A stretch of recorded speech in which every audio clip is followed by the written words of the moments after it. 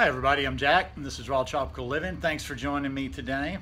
Just coming back from a food run and just thinking about how extremely grateful I am to be where I am. It's midweek. I'm shooting this on a Wednesday, not sure when it'll come out. And I usually go down, I'll do my market run on Saturday, and usually Tuesday, Wednesday, or Thursday. I'll go downtown. I could have made it another day or two, but I like to keep those bananas going and keep things filled in the house. So I went downtown, got 50 perfect bananas and about 15, 16 great mangoes and a couple of big heads of lettuce for $16. So life is good, life is good. I'm just digging these mangoes, man. But I'm spreading out a little bit more. I had some strawberries with my nice cream for breakfast today. So anyhow, I want to talk about the top 5 reasons to go raw vegan today. I do videos like this every day on the raw vegan lifestyle and just on a plant-based diet in general, on fitness, a little bit of meditation, a little bit of philosophy here and there. So if you're not already subscribed to the channel, I'd appreciate if you'd hit that subscribe button and click on the little bell and check send notifications so you will stay subscribed to the channel. I tell you what, before I start talking about the top 5 reasons to go raw vegan, I'll give you I'll preface that a little bit. Number 1, I'm talking about the health reasons, the reasons for the specifically going raw vegan. Now, I just like to interject in there, although I don't always talk about that all that much. The one thing that keeps me on this thing is the ethical side of it now. Like very soon after I started on this raw vegan path, I made the ethical connection almost as soon as I, came to this lifestyle. So there's not too many things I know in life. Who knows? I don't know how long, if I'll always be raw. I don't know how long I'll always be high raw. Who knows? Maybe life circumstances even get crazy and take me to a place where I don't even really care much anymore, and I eat a bunch of vegan junk and junk food and all the stuff that's out there today. But I will do one thing. I will stay vegan. Because that's the number one reason, that's the number one thing, no matter what else I do, I'll stay vegan because it's cruelty free. And I don't know, nothing has to die for me to eat, live, and thrive. So just get that one out of the way. And also too, as I've titled this, top 5 reasons to go raw vegan, this is largely too, I'm not ever a fanatic and preaching home the message of you gotta be fully raw. I'm talking about kind of if you're just even high raw, if you're getting a lot of raw whole plant foods in your diet every day.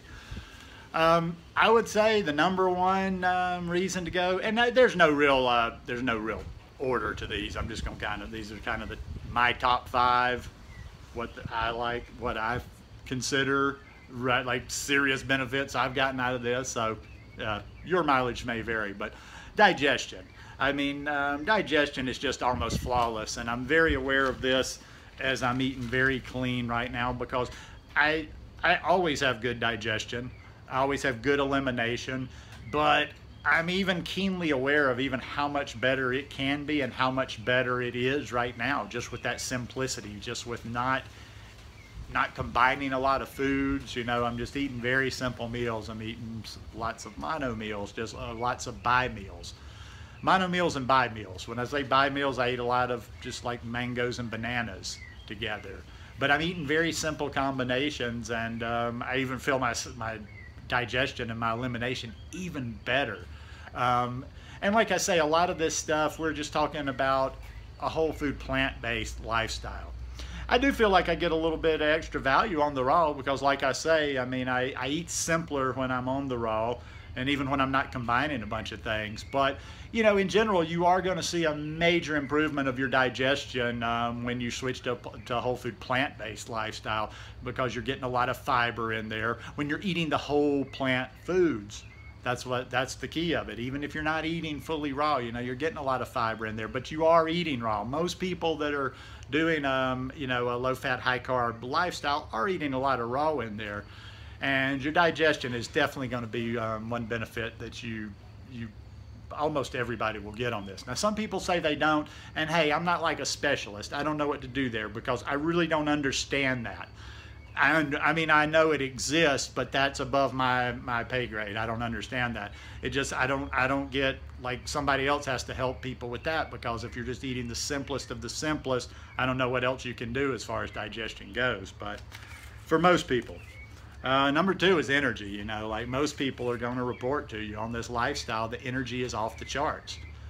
You know, because we're getting a lot of carbs during the day, we're getting a lot of sugar during the day, but if we're not eating, our body knows how to process that sugar. And if we're not eating a lot of fat, no, it's not too much sugar. God, if people don't stop asking me that, I'll post something that I've just eaten. Isn't that too much sugar? Yeah, it's too much sugar. I just kind of like sit down and decide I'm gonna eat too much sugar. But the energy, and it's a controlled energy. It's not that kind of, you know, shaky energy or whatever, but it's just a sustained energy to be able to get up and do stuff whenever you want to.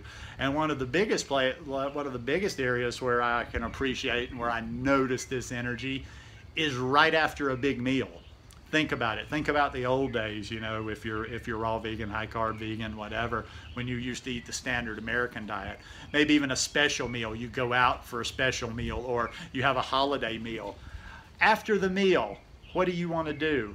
You want to unbutton your pants, lay back on the couch, and you know, watch TV, not do anything. And a lot of times you feel just like you can't even get up and walk. I like this lifestyle because I can eat a huge meal at night, and if I want to, I can go do something. I can go work out right after a meal. I can go for a walk. I can go do whatever I want to do right after eating, because the kind of food that we're eating, the clean, whole food, is not bringing us down.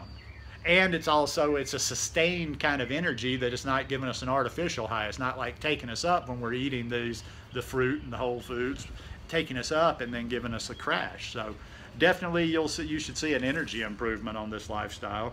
Lack of illness.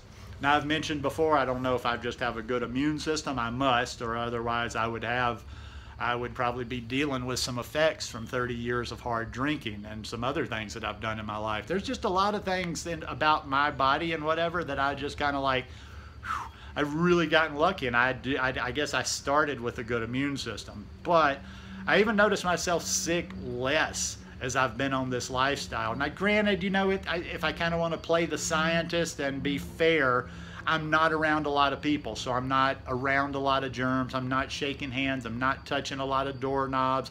I'm not touching a lot of surfaces at people's house.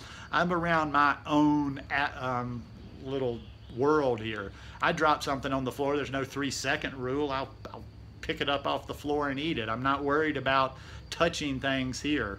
But just in general, I've noticed that even less so than I used to. I don't tend to get sick like I used to. I've had a few times that I'm like, do I have a cold? Don't I have a cold? Maybe it's this new lifestyle, and maybe it's the fact I don't have mucus in my body, where maybe my nose will be the slightest bit stopped up for a couple of days, and then boom, it's gone. You know, I think probably we have less, not probably, we definitely have less chances of food poisoning. I'm constantly hearing about people, and I just cringe when I hear about people getting food poisoning, because food poisoning usually comes, people are eating out in restaurants, and food poisoning usually comes in the form of animal products. I mean, I'm sure food poisoning can come via other means. In fact, I know it can. I mean, you know, there's even vegetable, what's the, salmonella. No, salmonella. What's the one that's in, that people have gotten through spinach and stuff before? But anyhow, you know what I mean. But in general, lack of illness. I don't do the cold thing. I'm not always fighting something off. Knock on some wood. Well, there's no wood around here. I'm pretty much healthy all the time. The skin. Now, I didn't really have bad skin. I mean, you know, I had typical skin when I was a kid, like everybody did, with blemishes, but I didn't have horrible acne even as a teenager. But I guess I have noticed a bit of an improvement on this lifestyle. You know, I'm 53 years old. I was 48 years old when I came to the lifestyle. My skin's just as smooth as can be. Like on my back, you rub my skin, you think you're rubbing a baby. Now, I have, being an older dude, I have started getting some of that thin skin kind of on my arms and hands and stuff. A lot of that too, with the skin. I play with that, and I'm observant with that a lot, and it also factors in the hair. my personal opinion, that's why I like low fat, and I'll go through periods of low fat, but I won't be uber low fat all the time.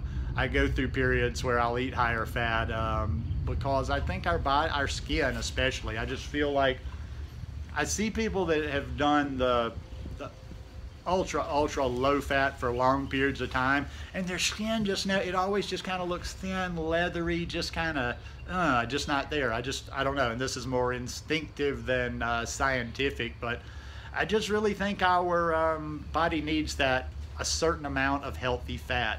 That's why, like for me, that 10%, I mean, I don't, like I say, I don't stay there all the time. Sometimes I'm eating, like now, I'm not eating any overt fat, and sometimes I'm probably eating up as high as 15-18%. A lot of times I'll stay down in the 5 and 6% range, but I think that 10 is a good general number. I think if, like, over the course of a year it averages out and we're eating around 10%, we're not going too high, but we're also not going too low. And when we're eating that amount of fat, I think that's why it's important to get closer to that 10% overall, as opposed to way lower than that is the skin and the hair.